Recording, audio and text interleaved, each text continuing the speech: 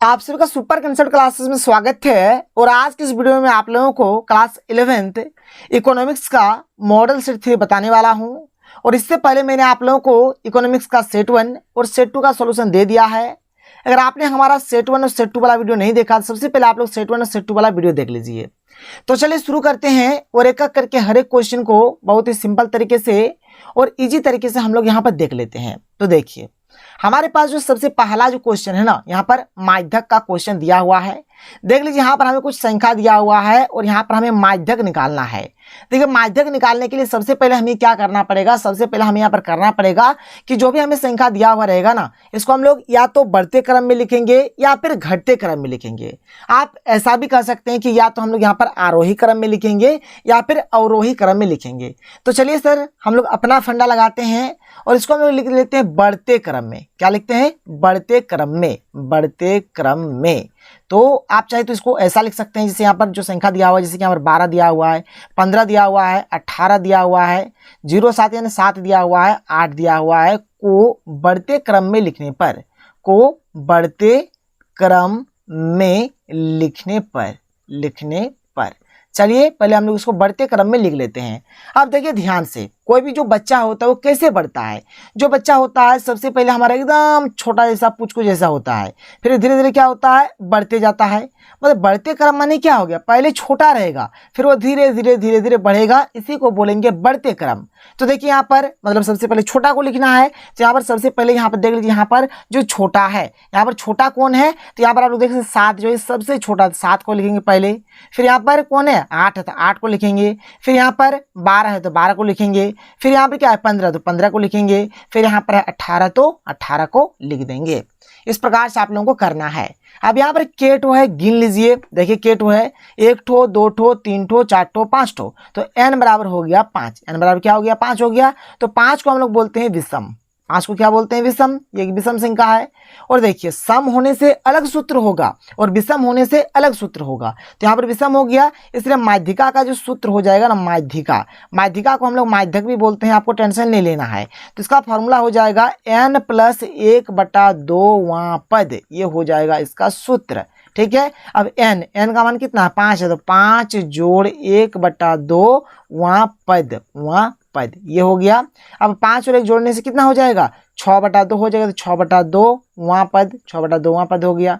अब काट देंगे इसको, देख लीजिए 2 के 2, 2 3 6 यानी कि 3वां पद हो जाएगा। यहाँ से क्या हो जाएगा, 3वां पद हो गया।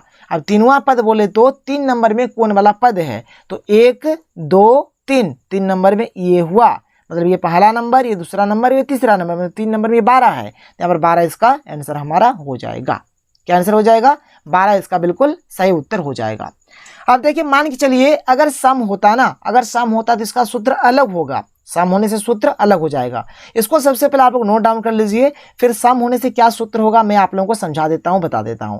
तो चलिए आप लोगों ने नोट कर लिया होगा। देखिए अगर मान के चलिए कि n बराबर अगर हमारा आ जाता है सम, n बराबर क्या जाता है, सम आ जाता है, तो माध्यक का यहाँ पर जो सूत्र हो जाएगा क्या हो जाएगा, तो ये हो जाएगा n/2 पद, n/2 पद प्लस क्या हो जाएगा, n/2 + 1वां पद। ठीक है, ये हो जाएगा बटा नीचे क्या हो जाएगा, बटा हमारा होगा 2। तो सम होने से ये वाला सूत्र का आप लोग यूज करेंगे, लेकिन सम हो चाहे विषम हो। ठीक है, लेकिन आपको सबसे पहले बढ़ते क्रम में या फिर घटते क्रम में आप लोगों को सबसे पहले तो लिखना पड़ेगा। चलिए क्लियर हो गया, आगे बढ़ते हैं। आगे चलिए यहाँ पर जो क्वेश्चन नंबर यहाँ पर जो 2 दिया हुआ है आप लोग देख सकते हैं क्या है कि प्रमाप विचलन किसे कहते हैं। तो प्रमाप विचलन के विचार का प्रतिपादन कार्ल पियर्सन ने 1893 में किया था। तो देख लीजिए यहाँ पर ये जो कंसेप्ट है, इस कंसेप्ट का मतलब ये जो अक्षर में कहा जाए तो इसका जो विचार है, इसका जो प्रतिपादन किया था कार्ल पियर्सन ने किया था। कब, 1893 को। किसी श्रेणी के समांतर माध्य से निकाले गए उसके विभिन्न पद मूल्यों के वर्गों के माध्य का वर्गमूल उस श्रेणी का प्रमाप विचलन कहलाता है। तो ये हो जाएगा हमारा प्रमाप विचलन का डेफिनेशन। आगे बढ़ते हैं, आगे चलिए। अगला जो प्रश्न है क्वेश्चन नंबर 3, आप लोग देख सकते हैं। क्वेश्चन नंबर 3 में क्या दिया गया है कि कीमत सूचांक को परिभाषित कीजिए। कीमत सूचांक माने होता क्या है, तो सूचांक से हमारा तात्पर्य उन अंकों से है जिनकी सहायता से दो भिन्न भिन्न समयों पर मुद्रा के सामान्य मूल्य का अनुमान लगाया जा सकता है तथा मूल्य में हुए परिवर्तनों का आसानी से पता लगाया जा सकता है। ये हो जाएगा हमारा कीमत सूचांक का डेफिनेशन। इसको आप लोग नोट डाउन करिए। यानी इसको हम लोग बोलते हैं इंडेक्स नंबर भी बोलते हैं। कीमत सूचांक को क्या बोलते हैं? इंडेक्स नंबर भी बोला जाता है। आगे बढ़ते हैं, क्वेश्चन नंबर 4 यहाँ पर क्या दिया हुआ देख लीजिए कि न्यूनतम कैलोरी उपभोग के अनुसार भारत में निर्धनता रेखा को परिभाषित कीजिए। किसके अनुसार? तो न्यूनतम कैलोरी उपभोग के अनुसार हमें यहाँ पर डेफिनेशन देना है निर्धनता रेखा। भारत में जो निर्धनता रेखा है इसका उत्तर हो जाएगा गरीब लोगों की पहचान के लिए भारत में न्यूनतम कैलोरी उपभोग मापदंड को अपनाया गया है। इस संदर्भ में योजना आयोग द्वारा प्रतिदिन के हिसाब से आवश्यक आहार की न्यूनतम मात्रा ग्रामीण क्षेत्रों के लिए 2400 कैलोरी और शहरी क्षेत्रों के लिए 2100 कैलोरी निर्धारित की गई है। तो ये हो जाएगा इसका प्यारा सा सुंदर सा उत्तर। आगे बढ़ते हैं, क्वेश्चन नंबर 5 की ओर चलते हैं। देख लेते हैं क्वेश्चन नंबर 5 हमारे पास क्या है। तो देखिए क्वेश्चन नंबर 5 क्या है कि भारत में नारी शिक्षा को प्रोत्साहन देने का कोई एक कारण लिखिए। तो देखिए यहाँ पर इसका उत्तर हो जाएगा कि महिलाओं को शिक्षित करना भारत में कई सामाजिक बुराइयों जैसे दहेज प्रथा, कन्या भ्रूण हत्या और कार्यस्थल पर उत्पीड़न आदि को दूर करने की कुंजी साबित हो सकती है। जाहिर सी बात है कि हमारे समाज में स्त्रियों को मतलब उनका हक नहीं दिया जाता है, दहेज प्रथा के नाम पर, कन्या भ्रूण हत्या के नाम पर, और बहुत मतलब तरह तरह के मतलब उनसे क्या होता है, मतलब महिलाओं को यहाँ से प्रताड़ित किया जाता है, उनका शोषण किया जाता है। तो ये सब चीज़ यहाँ पर दूर हो जाएगा। यह निश्चित तौर पर देश के आर्थिक विकास में भी सहायक होगा क्योंकि अधिक से अधिक शिक्षित महिलाएं देश के श्रम बल में हिस्सा ले पाएंगी। तो इसको आप लोग नोट कर लीजिए। ये हो जाएगा क्वेश्चन नंबर 5 का सही उत्तर। क्वेश्चन नंबर 6 क्या है कि कुटुंबश्री क्या है। तो देख लीजिए कुटुंबश्री क्या है। अब ये जो घर में आप लोगों का कुटुंब आता है यहाँ पर ये चीज़ नहीं है, मतलब यार कुटुंबश्री के बारे में आप लोगों को बताना है कि कुटुंबश्री यहाँ पर क्या है। तो कुटुंबश्री केरल सरकार की ओर से शुरू की गई एक पहल है। ये संस्था गरीबों और महिलाओं के सशक्तिकरण के लिए काम करती है। ठीक है, मतलब ये जो कुटुंबश्री है ये एक प्रकार का संस्था, एक ऑर्गेनाइजेशन है। ये क्या करता है? गरीब महिलाओं, ठीक है, गरीबों और महिलाओं का जो सशक्तिकरण है इसके लिए काम करता है। इसका जो गठन है 1997 में किया गया था। इस संस्था में केवल महिलाएं ही काम करती है, इसमें मतलब महिलाएं हैं। कुटुंब का अर्थ होता है परिवार और श्री का अर्थ होता है महिला। इन दो शब्दों को जोड़कर इस संस्था का नाम रखा गया है। ठीक है, तो यहाँ पर कुटुंब का माने क्या हो गया? कुटुंब में हो गया परिवार और श्री का अर्थ हो गया महिला। ठीक है, आगे बढ़ते हैं, क्वेश्चन नंबर 7 की ओर चलते हैं। देख लेते हैं हमारे पास क्वेश्चन नंबर 7 क्या है। तो क्वेश्चन नंबर 7 है कि चीन में सुधार के प्रारंभिक चरण में किन क्षेत्रों में सुधार किए गए। तो चीन में सुधार के प्रारंभिक चरण में यानी कि कृषि, विदेशी व्यापार तथा निवेश क्षेत्रों में सुधार किए गए। ये हो जाएगा इसका उत्तर। आगे चलते हैं, क्वेश्चन नंबर 8 की ओर चलते हैं। देख लेते हैं क्वेश्चन नंबर 8 हमारे पास क्या है। तो देखिए यहाँ पर क्वेश्चन 8 में यहाँ पर हमें निकालना है माध्यिका। क्या निकालना? माध्यिका निकालना है। यहाँ पर हमें एक्स दिया हुआ है, एफ दिया हुआ है, मतलब यहाँ पर एक टेबल बना हुआ है, इधर हमारा एक बना हुआ है। ठीक है, तो एक साइड यहाँ पर एक्स जो होगा इसको हम लोग एक जगह पे लिखेंगे, एफ वाला को एक जगह पे लिखेंगे। तो आप लोग देख सकते हैं यहाँ पर मैंने एक एक करके हर एक चीज को लिख दिया है। एक्स वाला को भी लिखा है और एफ वाला को भी लिखा है। ये हो गया एक्स वाला घर टू, ये हो गया एफ वाला घर टू। आप लोग देख लीजिए, अच्छे तरीके से समझ लीजिए, यहाँ पर ध्यान सुनिएगा। ये जो आपका ये जो एक्स वाला है 10, 12, 14, 16, 18, जिसको हमने यहाँ पर लिख दिया है 10, 12, 14, 16, 18। और जो आपका एफ वाला है जो कि 4, 5, 6, 3, 2 है। ठीक है, तो यहाँ पर 4, 5, 6, 3, 2 हमने इस प्रकार से लिख दिया एफ वाला। अब यहाँ पर आपको निकालना है सी एफ यानी कि संचयी बारंबारता सबसे पहले निकालना है। कैसे निकालेंगे? देखिए बात बहुत सिंपल है। यहाँ पर क्या है? 4 है, तो जो भी चीज रहेगा यहाँ पर इसको आप लोग यहाँ पर जैसा है वैसे उतार दीजिए। तो 4 उतार दिया हमने। अब देखिए यहाँ पर क्या करना है, अब ध्यान से देखिएगा। तो यहाँ पर जो था इसको हमने यहाँ पर उतार दिया। अब इन दोनों को जोड़ेंगे, इन दोनों को जोड़ेंगे, 4 और 5 को जोड़ने से कितना होगा? 9 होगा, तो 9 हमने लिखा। अब फिर क्या करेंगे? इन दोनों को जोड़ेंगे, मतलब 9 को और 6 को जोड़ेंगे, तो 9 6 कितना होगा? 15 होगा। अब क्या करेंगे? इन दोनों को जोड़ेंगे, 15 और 3 कितना होगा? 18 होगा। फिर आप क्या करेंगे? इन दोनों को जोड़ेंगे तो 18 2 कितना हो जाएगा? 20 हो जाएगा। अगर आप यहाँ पर ध्यान से देखें तो यहाँ पर आप टोटल को ऐड करिए, मतलब पूरा को जोड़िए। 4 5 9 9 8 6 15 3 18 2 20 20 आया। आपका यहाँ पर भी 20 देखने को मिलेगा। जब आपका दोनों अगर इस प्रकार से एक ही जैसा आया तो जान जाइएगा कि हमने यहाँ पर क्या क्या सही बनाया है, कहीं पर भी कोई गलती नहीं है। फिर आगे चलिए, आगे देखिए अब आपको आगे क्या करना है देख लीजिए। यहाँ पर तो हमें माध्यिका निकालना है। तो माध्यिका के यहाँ पर जो फॉर्मूला हो जाएगा सिग्मा एफ बटा 2 पद का मान। तो सिग्मा एफ का मान यहाँ पर 20 आया था। टोटल 20 जोड़ने से आया था 20/2। वही पद का मान तो ये कट जाएगा 2 के 2 दहाई, तो 10 बार में तो 10वें पद का मान। ये पद जो CF है 15 में आता है। देखिए यहाँ पर 10वां पद आया ना, तो ये कहाँ पर आएगा CF यानी कि संचय बारंबारता में कहाँ पर आएगा, देख लीजिए संचय बारंबारता में कहाँ पर आएगा। तो संचय बारंबारता में कहाँ पर आएगा, यहाँ पर आएगा, क्योंकि मतलब देखिए 10 आया ना, तो 10 के निकट मतलब पहला बात तो 10 से यहाँ पर मैक्सिमम लेना है, 10 से मैक्सिमम लीजिए, 10 लीजिए, और इससे क्या करना है इसके निकट। तो देखिए यहाँ पर 10 से पहला बात यहाँ पर 10 से मैक्सिमम कौन कौन है, 15 भी है, 18 भी है, 20 भी है, लेकिन यहाँ पर 10 के जो जस्ट सामने है कौन है, 15 है, इसलिए ये हमारे यहाँ पर ये 15 का यहाँ पर ये जो CF 15 है इसी के ऊपर यहाँ पर विचार हो रहा है। आप लोग देख सकते हैं यहाँ पर मैंने लिख दिया है, क्या लिखा है कि ये पद जो CF है मतलब ये जो पद है क्या है, तो CF 15 में आता है। और CF 15 में अगर हम लोग देखेंगे तो देख लीजिए यहाँ पर CF 15 का अगर बात किया जाए तो CF 15 ये हो गया, तो इसके सेंटर में यहाँ पर कितना दिया हुआ है, 14 दिया हुआ, मतलब यहाँ पर माध्यिका कितना हो जाएगा, 14 हो जाएगा, और यही हो जाएगा हमारा बिल्कुल प्यारा सा और सुंदर सा उत्तर। ठीक है, तो यहाँ पर कितना आंसर आ जाएगा, 14 इसका बिल्कुल राइट उत्तर होगा। आप लोग देख सकते हैं, यहाँ पर देख लीजिए, यहाँ पर मैंने लिख दिया है। आगे चलिए क्वेश्चन नंबर 9 देख लेते हैं। क्वेश्चन नंबर 9 इस प्रकार का क्वेश्चन मैंने आप लोगों को बताया है। यहाँ पर प्रमाप विचलन का यहाँ पर हमें गणना करना है।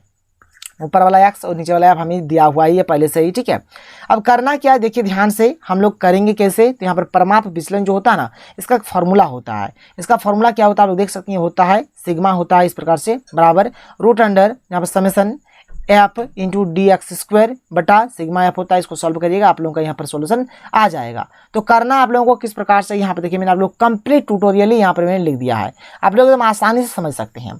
जो x और f जो हमें दिया था, ये तो 2 लाइन दिया हुआ था, इससे तो लेना देना नहीं है। अब क्या करेंगे, f गुना x करेंगे, मतलब ये दोनों को गुना कर देंगे। तो यहाँ पर 10 चौक 40 हो गया, 12 5 60 हो गया, 14 चौक 84 हो गया, 16 3 48 हो गया, और 18 दूनी 36 हो गया। इसको तो हमने कर दिया।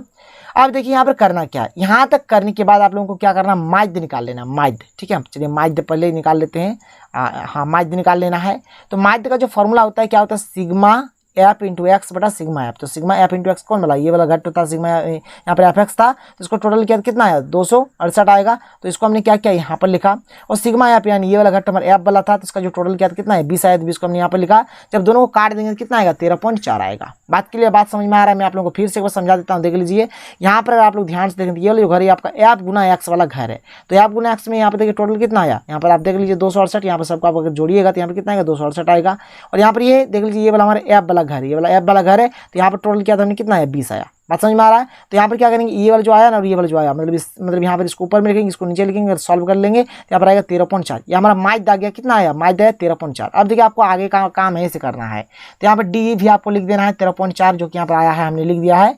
इसको हम लोग dx भी बोलेंगे। ठीक है, अब इसको निकालेंगे कैसे, इस बात को आप लोग ध्यान से सुनिएगा। ठीक है, देखिए करना कैसे है, जैसे यहाँ पर आप लोग ध्यान से देंगे, यहाँ पर कितना आया, 13.4 आया ना। जैसे यहाँ पर देखिए पहला क्या है, 10 है तो 10 लिखा, 12 है तो क्या लिखा, 12 लिखा, 14 है क्या है, 14 लिखा, 16 है तो क्या लिखा, 16 लिखा, 18 है तो क्या लिखा, 18 लिखा। और यहाँ पर कितना है, 13.4 आया ना। तो 13.4 सबसे माइनस कर दिया, 13.4 घटा दिया हमने, यहाँ पर भी घटा दिया, यहाँ पर भी घटा दिया, यहाँ पर भी सब में 13.4 आप लोग घटा देना है। इसको सॉल्व करिएगा तो इतना आएगा, इसको सॉल्व करने से इतना आएगा, इसको सॉल्व करने से इतना, इसको सॉल्व करने से इतना। तो कुछ इस प्रकार से ये सब आ रहा है हमारा, कोई दिक्कत कोई प्रॉब्लम नहीं है। अब देखिए हमको करना क्या है, अब यहाँ पर करना है f गुना dx। क्या करना है, f गुना dx हमें यहाँ पर करना है, f गुना dx कर देना है। तो चलिए f गुना dx करते हैं, मतलब f वाला घर को और यहाँ पर dx वाला घर को यहाँ पर क्या कर देना है, हमें गुना कर देना है। तो ये हुआ f वाला घर और ये हुआ हमारा dx वाला घर। तो इन दोनों को हमें क्या करना है, गुना कर देना है। चलिए गुना करते हैं। जैसे यहाँ पर 4 है और यहाँ पर क्या है, -3.4, तो माइनस का माइनस हो जाएगा। यहाँ पर 4 6 लोग 6 आदमी 4 12 13 हो जाएगा, मतलब दोनों गुना करना है। उसी प्रकार से ये वाला और ये वाला को गुना कर देना है, ये वाला और ये वाला को गुना कर देना है, ये वाला और ये वाला को गुना कर देना है, ये वाला। ठीक है, और ये वाला गुना कर देने से यहाँ पर 9.2 आ जाएगा। तो यहाँ तक हमने यहाँ पर f गुना dx कर दिया। ठीक है, अब यहाँ पर ध्यान से देखिए, अब यहाँ पर आप लोगों को ध्यान से देखना पड़ेगा कि आप लोगों को करना कैसे है, करना कैसे है आप लोगों को देखिए। अब यहाँ पर ये जो चीज़ दिया गया है ना, यहाँ पर एक्चुअली हम लोग क्या निकाल रहे हैं, dx गुना f dx। dx बोला जाए तो ये वाला घर टू, और f dx बोला जाए तो ये वाला घर टू, मतलब इधर इधर आप दोनों को गुना करना पड़ेगा, जिसको हम लोग बोलेंगे f dx का स्क्वायर बोलेंगे। तो यहाँ पर देखिए, यहाँ पर ये वाला कितना है, -3.4 और यहाँ पर -13.6, गुना करेंगे तो इतना आएगा। -1.4 -7 को गुना करने से इतना आएगा। उसी प्रकार से इसको गुना करने से इतना आएगा। आप लोग गुना करके देख लीजिएगा। उसी प्रकार से हम लोग यहाँ पर नीचे तरफ हर एक चीज़ को यहाँ पर हम लोगों ने गुना कर दिया। देख लीजिए सब हमने इसको गुना किया, इसको गुना करने से ये सब आ रहा है हमारा, ठीक है। एक्चुअल में हम गुना किसको कर रहे हैं, जैसे कि हम लोग कर रहे हैं यहाँ पर, जैसे कि ये वाला और ये वाला कर रहे हैं, ये वाला और ये वाला कर दिए, ये वाला और ये वाला कर दिए, ये वाला और ये वाला गुना करे, ये वाला गुना किए, ये वाला गुना किए, तो इस प्रकार से आ रहा हमारा। टोटल योग करेंगे तो इस प्रकार से हमारे यहाँ पर योग भी हो गया, ठीक है। समझ में आ रहा है बात, इसको हमने टोटल जोड़ दिया। अब यहाँ पर सिंपल से आपको सूत्र बैठाना है और आपको आगे का काम कर लेना है। यहाँ पर देखिए, यहाँ पर root under sigma F D X square but upon sigma F है। आप देखिए यहाँ पर क्या हो जाएगा, बराबर रूट का तो रूट हो गया। अब ये जो sigma F D X square ये कितना आया है, देख लीजिए 120.8 है, तो यहाँ पर हमने 120.8 लिख दिया है, ठीक है। ये तो चीज़ आपको समझ में आ गया। अब नीचे जो हमारा सिग्मा एफ है, तो सिग्मा एफ कितना है 20 है, तो हमने यहाँ 20 लिखा। इसको सॉल्व करेंगे तो ये आ जाएगा और ये हो जाएगा हमारे यहाँ पर इसका फाइनल आंसर। तो फटाफट आप लोग इसको क्या करिए, नोट डाउन कर लीजिए। इसको भी आप लोग फटाफट नोट डाउन करिए। यहाँ पर ये आया, इसका जब वर्गमूल निकालेंगे तो आएगा 2.45 आएगा, जो कि हमारा बिल्कुल राइट और सही उत्तर हो जाएगा यहाँ पर, ठीक है। चलिए आगे चलते हैं, अगले क्वेश्चन को चलते हैं। अगला क्वेश्चन देख लेते हैं, क्वेश्चन नंबर 10। क्वेश्चन नंबर 10 क्या कह रहा है कि सहसंबंध गुणांक यानी कि आर के विभिन्न मानों 0, 1 तथा 1 की व्याख्या कीजिए। यानी 0 होगा, 1 to -1 हो जाएगा, 1 to -1 थोड़ा मिसप्रिंट है, ठीक है। 1 to 0, 1 to -1, 1 to 1 हो जाएगा। मतलब यहाँ पर एक जगह पे क्या होगा, यहाँ पर -1 हो जाएगा, ठीक है। तो बात समझ में आ गया, कोई दिक्कत नहीं है। तो 0, -1 और 1, तो देखिए यहाँ पर आर बराबर जब +1 होता है तो इसको बोला जाएगा पूर्ण धनात्मक सहसंबंध।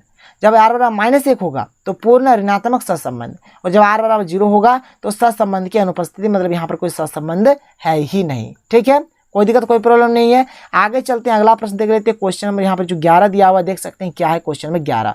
इसमें कि निम्नलिखित आंकड़ा से सरल समूहित कीमत सूचांक तैयार कीजिए। हमें दिया हुआ है वस्तुएं हैं ABCD वस्तु है। आधार अवधि कीमत जो कि रुपया में है 2, 5, 4, 2 दिया हुआ है। वर्तमान अवधि कीमत जो कि 4, 6, 5, 3 दिया हुआ है। तो यहाँ पर हमें क्या निकालना है, यहाँ पर हमें एक टेबल क्या करना है कि सरल सामूहिक कीमत सूचांक हमें यहाँ पर तैयार करना है। तो देख लीजिए यहाँ पर आप लोग किस प्रकार से करेंगे, बात बहुत सिंपल होगा। मतलब यहाँ पर करना क्या, देखिए जो चीज़ यहाँ पर दिया लिख देंगे। जैसे वस्तु ABCD है तो हमने यहाँ पर वस्तु ABCD लिख दिया। आधार अवधि कीमत जो दिया हुआ है, तो ये जो पहला वाला आधार अवधि कीमत ये वाला जो दिया हुआ है इसको हमने यहाँ पर जैसा था वैसे उतार दिया। अब यहाँ पर क्या है कि वर्तमान अवधि कीमत जो भी यहाँ पर दिया हुआ है इसको भी हमने यहाँ पर उतार दिया। अब देखिए ध्यान से हम लोग यहाँ पर अब करेंगे क्या, तो यहाँ पर हमें करना है जैसे ये वस्तु हो गया और ये वाला जो है ना आधार अवधि कीमत इसको P0 मान लेंगे, और ये जो वर्तमान अवधि कीमत है ना इसको P1 मान लेंगे। अब जो भी चीज़ दिया हुआ था, जो भी संख्या वगैरह जो भी वैल्यू था सबको हमने यहाँ पर बिठा दिया, कोई दिक्कत नहीं है। अब सबको टोटल करना है तो इसको अगर टोटल करेंगे क्या ना 2, 5, 7, 7, 10, 2, 9, 9, 13 हो जाएगा। इसको करने जाएंगे तो 18 हो जाएगा। तो यहाँ पर सिग्मा P0 इतना आया, सिग्मा P1 हमारा इतना आ गया। अब देखिए यहाँ पर आगे आपको अब कैसे क्या करना है, तो ध्यान से देख लीजिएगा यहाँ पे आप लोगों को, तो यहाँ पर आप लोगों को जरूर समझ में आ जाएगा। देख लीजिए यहाँ पर एक फॉर्मूला होता है किसका, तो P01 का। P01 का फॉर्मूला क्या होगा, सिग्मा P1 बटा सिग्मा P0 गुना x। तो वही चीज़ को हमने देखिए यहाँ पर सिग्मा P1 जो है ना, देख लीजिए मैं आप लोगों को दिखा देता हूँ। देखिए सिग्मा P1 कितना 18 है तो हमने यहाँ पर 18 लिखा। सिग्मा P0 कितना 13 था, हमने 13 लिखा गुना 100। तो यहाँ पर जब आप लोग सॉल्व करेंगे तो ये वाला इतना आ जाएगा। इसका माने होगी कि अतः वर्तमान अवधि मूल्य निर्देशांक इतना है, अर्थात वर्तमान अवधि में आधार अवधि की तुलना में इतना मूल्य वृद्धि हुई है। तो इसको आप लोग नोट डाउन करिए, ये हो जाएगा हमारा बिल्कुल सही और सटीक सा उत्तर। आगे चलते हैं अगले क्वेश्चन की ओर। अगला क्वेश्चन जो है हमारे पास क्वेश्चन नंबर 12, यहाँ पर क्या आप लोग देख सकते हैं क्या है कि भारत में निर्धनता निवारण के लिए सरकार के द्वारा अपनाई गई नीतियों के नाम को लिखिए। तो यहाँ पर देखिए, यहाँ पर निर्धनता के निवारण के लिए यहाँ पर सरकार ने कौन कौन से यहाँ पर नीति यानी कि कौन कौन से यहाँ पर कदम अपनाए हैं, देख लीजिए एक करके हम लोग समझ लेते हैं। देखिए हमारे पास जो सबसे पहला पॉइंट क्या है कि विकास की गति को तेज किया जाए। जो विकास है जिस प्रकार से हो रहा है इसका जो स्पीड इसको थोड़ा बढ़ाया जाए, एक्सेलेरेटर थोड़ा ले ले इससे, ठीक है। इससे रोजगार के अधिक अवसर सृजित होंगे और निर्धनता में कमी आएगी, एक बात हो गया। दूसरा है कि आय एवं धन के वितरण को समानताओं को कम किया जाए, ये हो गया। तीसरा है कि जनसंख्या की वृद्धि को नियंत्रित करने के लिए प्रयास किए जाएं। इस संबंध में परिवार कल्याण कार्यक्रमों का सफल बनाने के लिए क्या है यहाँ पर कराने के लिए यहाँ पर भरपूर, ठीक है, भरपूर हो जाएगा। यहाँ पर आप भरपूर लिखिएगा, भरपूर, ठीक है, भरपूर। यहाँ पर क्या लिख दीजिएगा, यहाँ पर भरपूर प्रयास किए जाएं। 4th नंबर में कृषि उत्पादकता को बढ़ाने के लिए यथासंभव प्रयास किया जाए। मतलब यहाँ पर कृषि से रिलेटेड जो भी चीज़ होगा, कृषि का जो उत्पादन होगा इसको बढ़ाने के लिए यहाँ पर अधिक से अधिक यहाँ पर ध्यान दिया जाना चाहिए। क्या कीमत स्थिरता के लिए उत्पादन एवं वितरण व्यवस्था में सुधार किया जाए, ये भी बात सही है। उत्पादन तकनीक में आवश्यक परिवर्तन किया जाए, ये भी ठीक है। न्यूनतम आवश्यकता कार्यक्रमों को प्रभावी ढंग से लागू किया जाए और क्या कि स्वरोजगार के लिए सभी आवश्यक सुविधाएं उपलब्ध कराई जाएं। तो ये हो जाएगा इसका सही और सटीक उत्तर। आगे चलते हैं क्वेश्चन नंबर 13 में और देख लेते हैं हमारे पास जो क्वेश्चन नंबर 13 क्या है कि किसी व्यक्ति के लिए कार्य के दौरान प्रशिक्षण की आवश्यकता क्यों होती है। तो देखिए, किसी व्यक्ति के लिए कार्य करने के दौरान प्रशिक्षण निम्न कारणों से आवश्यक है। देखिए क्या होगा इससे, मतलब वहाँ पर इसका एक्सपीरियंस हो जाएगा, इसलिए यहाँ पर मतलब प्रशिक्षण यानी कि ट्रेनिंग दिया जाता है। तो देखिए यहाँ पर पहला जो पॉइंट होगा क्या होगा, प्रशिक्षण से श्रम नियोजन के उद्देश्य को प्राप्त किया जा सकता है। दूसरा होगा कि नवीन तकनीक का ज्ञान प्राप्त हो जाता है। तीसरा कि प्रशिक्षण के उपरांत उत्पादन में वृद्धि होती है। फोर्थ कि उत्पादकों की लागतों में कमी आती है और वस्तुएं सस्ती हो जाती है। 5 पॉइंट यहाँ पर मैंने लिख दिया है, फटाफट आप लोग नोट करिए। आगे बढ़ते हैं, देख लीजिए यहाँ पर क्वेश्चन जो 14 हमें यहाँ पर दिया गया है, क्या है देख सकते हैं। विविधीकरण के स्रोत के रूप में मत्स्य पालन के महत्व पर संक्षिप्त टिप्पणी लिखी। हम देखिए क्या है कि मछली पकड़ने का समुदाय जल निकाय को माँ या प्रदाता मानता है, जाहिर सी बात है। सागर महासागर नदियाँ झील तालाब सभी जल निकाय मछुआरों के समाज के लिए जीवन स्रोत बन जाते हैं। भारत में पश्चिम बंगाल, आंध्र प्रदेश, केरल, गुजरात, महाराष्ट्र और तमिलनाडु प्रमुख मछली उत्पादक राज्य है। वर्तमान में अंतर्देशीय स्रोतों से मछली उत्पादन के कुल मूल्य में लगभग 64% योगदान देता है और शेष 36% समुद्री क्षेत्र यानी कि जो समुद्र महासागर है से आता है। तो ये हो जाएगा इसका हमारा सही उत्तर। इसको तो नोट डाउन कर लीजिए। और यहाँ पर आज का जो हमारा वीडियो है यहाँ पर खत्म हो जाता है। यहाँ पर मैंने आप लोगों को सेक्शन ए और सेक्शन बी का कंप्लीट सोल्यूशन दे दिया। जो सेक्शन सी जो हमारा बचा हुआ है एक करके इसका भी मैं आप लोगों को सोल्यूशन दे दूंगा। तो अगर आपको वीडियो पसंद है तो वीडियो को लाइक करिए। तो मिलते हैं अगले वीडियो में। थैंक यू, जय हिंद।